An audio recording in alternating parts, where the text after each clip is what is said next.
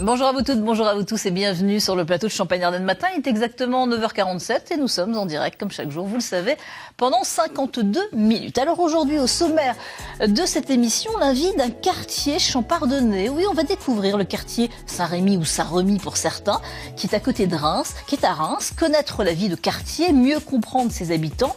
Un quartier devenu international depuis la venue de Sciences Po.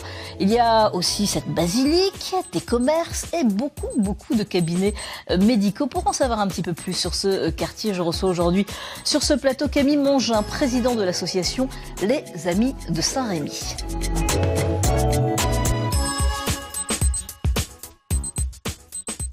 Oui, le quartier Saint-Rémy pour certains, Saint-Remy pour d'autres. On va parler évidemment aujourd'hui, dans cette première partie d'émission, de ses habitants, de sa basilique, des commerces, des cabinets médicaux. Il y en a pas mal aussi. Il fait bon vivre, en tous les cas, dans ce quartier. La preuve avec vous, Camille Mongin, bonjour. Vous êtes le président de l'association Les Amis Saint-Rémy. Bon, première question, Saint-Remy ou Saint-Rémy? Parce que beaucoup de personnes disent Saint-Rémy, mais on entend aussi Saint-Remy. On a longtemps dit Saint-Rémy. Oui. Mais la tendance actuelle des médiévistes, dont Patrick Demouy, qui est toujours l'éminent représentant rémois, préfère Saint-Remy. Saint-Remy. Donc il faut dire normalement Saint-Remy. Notre association, depuis 40 ans, dit Saint-Remy. Bon. On devait être précurseur. Alors, Camille Mongin, justement, vous avez créé une association. Pourquoi créer cette association Les Amis de Saint-Rémy ? Alors d'abord, c'est pas moi qui l'ai créée, elle a été créée il y a 40 ans. Oui. C'est la plus vieille association du quartier. Mais pourquoi elle a été créée quand le maire de l'époque, Jean Tétinger, a complètement reconstruit le quartier. Il y a eu 2 destructions de ce quartier, l'un après la Grande Guerre et l'autre dans les années 70 parce qu'il était devenu insalubre. Donc le maire a fait un quartier neuf et il a demandé à l'époque à monsieur Pierre Burguet, qui était directeur de la Chambre de commerce, de créer une association pour recomposer le tissu social, parce que il y a des habitants qui ont été relogés sur place, mais l'immense majorité ont été des jeunes et des jeunes couples qui sont venus. Donc la Renaissance porte son nom parce que c'était la 2e Renaissance du quartier, et elle s'est tout de suite orientée vers la vie sociale, les activités sportives et les activités culturelles. Voilà, le but de cette association, c'est d'aider aussi les habitants. C'est d'apporter une animation. Tout à fait. Animation et répondre à des questions aussi qu'ils se posent peut-être. Oui. Que représente pour vous justement ce quartier ? Moi, je le définirais en disant c'est l'alliance de la modernité et du passé rémois. Quand on remonte la rue Gambetta, on trouve beaucoup de traces de son passé de faubourg. Et quand on arrive au rectorat, on a là un ensemble urbain beaucoup plus récent.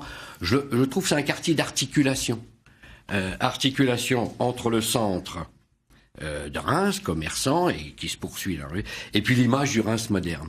C'est le 2e quartier, je pense, en centre d'attractivité, à côté de l'hypercentre, le théâtre, etc. Et avec beaucoup d'étudiants, hein. Alors ça me rappelle les années 70. Quand j'étais jeune, je suis arrivé comme étudiant à la faculté de droit et de sciences économiques, et on a un peu révolutionné ce quartier qui était en pleine reconstruction. Et là, on voit arriver les étudiants de Sciences Po. Ouais.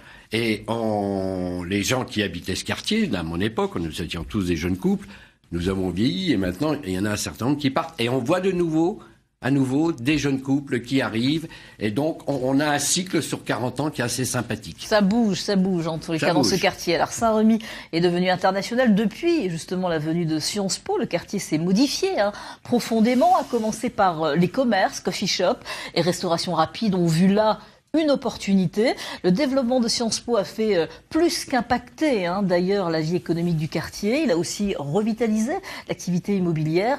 Vera, par exemple, a ouvert son coffee shop il y a 1 an et demi et son chiffre d'affaires est florissant. Son café est devenu, c'est vrai, l'endroit incontournable. Reportage Rachida Betioui, Philippe Cocampo, montage Philippe Gazurek.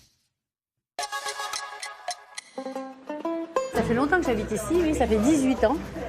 Et j'aime ce quartier parce qu'on est près du centre, mais quand même pas tout à fait, un petit peu excentré, plus au calme que dans le plein centre. Et puis il y a une vie de quartier qui n'existe pas forcément dans le centre de Reims. Martine habite à Reims depuis 40 ans. Elle a élu domicile dans le quartier Saint-Rémy qui aujourd'hui trouve son second souffle, une vitalité qui séduit Vera quand elle cherche son local pour ouvrir son coffee shop. Je suis arrivée dans ce quartier-là et la première chose qui m'a interpellée en rentrant dans une boulangerie, le Four à Bois, qui est un peu plus loin après le conservatoire, c'est d'entendre parler anglais et ensuite de continuer un peu mon chemin et de discuter avec les gens du quartier et me rendre compte qu'il y avait Sciences Po aussi qui était un peu plus loin. Je me suis vraiment rendu compte qu'il y avait vraiment une réelle dynamique entre jeunes, anciens, étudiants, multiculturels, de différentes nationalités, autant d'Afrique, des États-Unis, de Chine, etc. Et j'ai trouvé ça vraiment très très sympa. Dynamique, attractif, international, le quartier Saint-Rémy est devenu le quartier fréquenté par les étudiants. Je viens des États-Unis et j'étudie à Sciences Po et en fait j'adore ce quartier. C'est un très dynamique quartier, oui, mais aussi beaucoup des étudiants parce que tous mes copains habitent ici proche de Sciences Po. En plein essor, Saint-Rémy se révèle une manne financière, surtout pour la restauration rapide. Avant de me mettre ici, j'ai demandé quand même autour de moi comment était le quartier dès le départ. On m'a dit franchement, il va y avoir un potentiel énorme au niveau des jeunes, que ce soit Sciences Po, qui était l'année dernière à 600-800 personnes, aujourd'hui ils sont à 1500, l'année prochaine ils seront à plus de 2000. Donc quand on voit des sommes comme celui-ci, on n'a qu'une envie, c'est de bosser. Le vieux Saint-Rémy est devenu dynamique. Depuis la rentrée, 1200 étudiants de 50 nationalités sont installés. Ils seront 1600 en 2018. Eh oui, on constate un quartier qui bouge grâce à tous ces étudiants, différentes nationalités. Hein. C'est formidable quand on se balade, quand on discute là-bas avec tous ces jeunes et avec tous ces habitants. Extrêmement agréable, ça rajeunit. Et bien sûr, l'anglais est majoritaire, mais on entend différentes langues. Et ce qui me frappe, c'est la cohabitation harmonieuse entre des étudiants étrangers. Ils parlent tous français, ils sont francophiles. Et puis les personnes qui habitent là depuis quelques années, depuis plus longtemps. Donc c'est assez agréable. Ça redynamise carrément, évidemment, Tout à fait. ce quartier. Alors il y a aussi ça, on constate dans ce quartier qu'il y a énormément de cabinets médicaux. Beaucoup de cabinets médicaux. Il y a toute une rue pratiquement et on retrouve différents médecins, des radiologues, mais toute une rue, des podologues. Mais alors, tout cela est venu de la création du cabinet médical Saint-Rémy. Oui. Donc ça a essaimé... Mais il n'y a pas que ce cabinet, il y en a tout au long essaimé un certain nombre de professions médicales, paramédicales, puisque bien sûr, les personnes souffrantes qui viennent peuvent trouver à proximité les pharmacies, les kinésithérapeutes, etc., etc.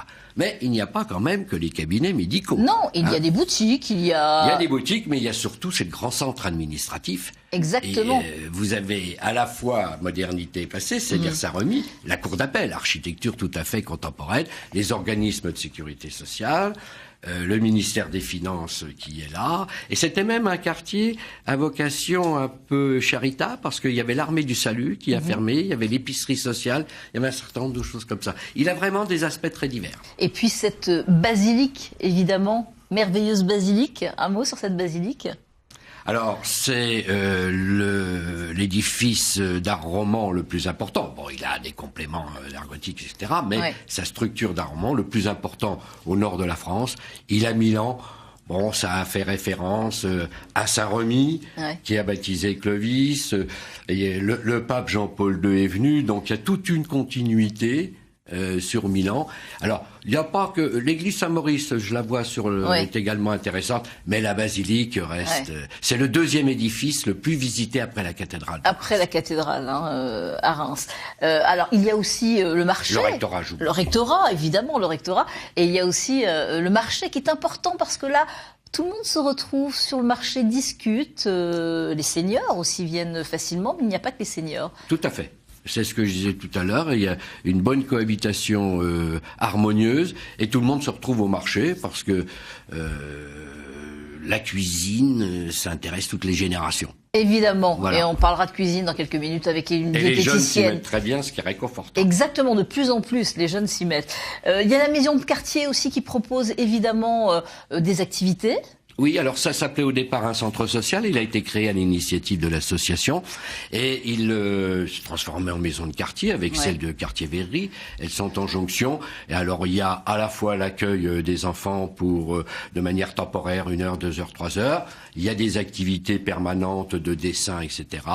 Et puis il y a des activités de gymnastique. Enfin différentes choses qui permettent à la population de venir. Alors, renseignez-vous évidemment. Et puis, il y a votre association qui organise. Alors, vous organisez des animations, vous avez des projets. Expliquez-nous un petit peu ce que vous faites au quotidien, peut-être, tout au long de l'année. Vous êtes combien actuellement dans cette association ? Alors, c'est une association qui compte à peu près 90 personnes. 90 personnes. Et son activité, parce que le sport, le social, ça a été pris en charge soit par des structures comme le centre, soit par des associations spécialisées. On s'est un peu réorienté vers la mise en valeur du patrimoine. Bon, essentiellement Saint-Remy, même si nous commençons à travailler avec les Amis de Saint-Maurice. D'accord, avec des visites de temps en temps. Alors, l'activité principale, c'est l'animation de musique et lumière. Depuis l'origine, cette basilique, pendant tout l'été, a un son et lumière en complément de celui de la cathédrale le samedi soir. Actuellement, c'est la 3e génération qui a été mise en place par la ville. C'est un équipement extrêmement moderne et qui est à la fois un mixte de lumière, de mise en valeur de l'architecture, d'histoire et de musique. Cela s'appelle Évocation Musique. Et donc ça, c'est quelle période ? C'est du 30 juin au 30 septembre. Voilà. Et après, pour les fêtes de fin d'année, tous les vous samedis organisez... soirs, nous avons des bénévoles qui le font fonctionner. Voilà. À cause du chauffage, on ne le fait pas fonctionner en fin d'année parce qu'il fait assez froid dans la basilique. Bon, il y a des projets, évidemment. Vous vous mettez... vous avez des réunions régulièrement pour proposer des idées. Il y en a ? Alors, tous les ans, nous faisons également un grand concert gratuit. De différents thèmes. Alors, les projets, ça va être la Voie des Sacres. La Voie des Sacres, c'est plusieurs associations qui se groupent pour mettre en valeur le cheminement entre la cathédrale et la basilique. La basilique, c'était l'endroit où venait le roi pour le sacre, la Sainte-Ampoule, les écrouelles, etc. Donc là, on va essayer de travailler avec toutes ces associations et bien entendu les élus municipaux pour mettre en valeur ce label des sacres. Et nous allons, notre association, accrocher, si j'ose dire, une plaque à l'intérieur de Saint-Remy, comme il y a eu à la cathédrale sur les 33 rois de France. Là, il y a 33 rois carolingiens qui ont été sacrés dans cette basilique. Bon, voilà. Découvrez en tous les cas ce quartier Saint-Remy ou Saint-Rémy, comme vous le désirez. Il y a énormément de choses, beaucoup d'animations, et vous verrez, c'est agréable en tous les cas de le visiter et de visiter cette basilique. Il y a de l'histoire aussi, et c'est important. Merci Camille Mangin d'être venue sur ce plateau. Je vous propose tout de suite de regarder le dessin du jour. Sur ce thème, le regard de notre dessinateur, Christophe Damien Desmécourt. Merci Christophe pour ce dessin.